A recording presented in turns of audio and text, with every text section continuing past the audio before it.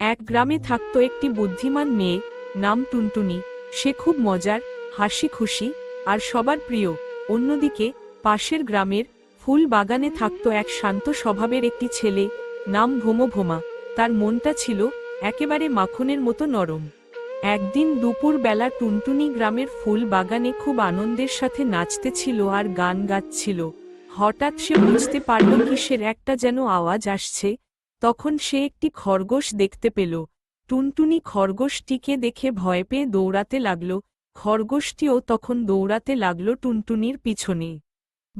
ভোমা তখন পাশের গ্রামের ফুলের বাগানে কাজ করছিল।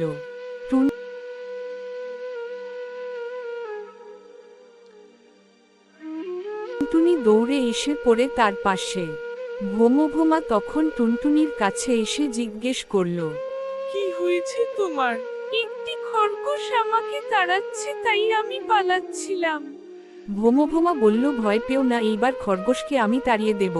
টুনটুনি বলল, তুমি এত বড় হয়েও এত মিষ্টি কেন? তখন ভোমা হেসে হেসে বলল, দিল, আর তুমি এত ছোট হয়েও খুব সাহসী।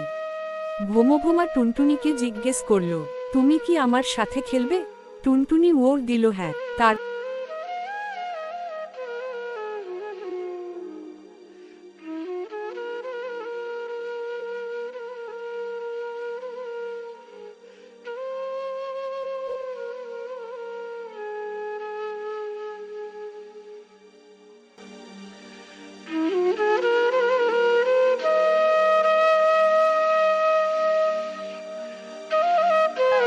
তারা দুজন মনের আনন্দে একসাথে খেলতেছিল। খেলতে খেলতে ক্লান্ত হয়ে তারা দুজন নদীর পাড়ে বসে বসে গল্প করছিল। তখন ভোমা বলল, টুনটুনি, তুমি কি সারা জীবন আমার পাশে থাকবে বন্ধু হয়ে? টুনটুনি বলল, হ্যাঁ, আজকে থেকে আমরা দুজন বন্ধু। আমরা প্রতিদিন একসাথে খেলাধুলা করব। এটা থেকে আমরা এই শিক্ষা পেলাম যে বন্ধুত্ব কখনো ছোট বড় দেখে হয় না, বন্ধুত্ব হয় মন দেখে।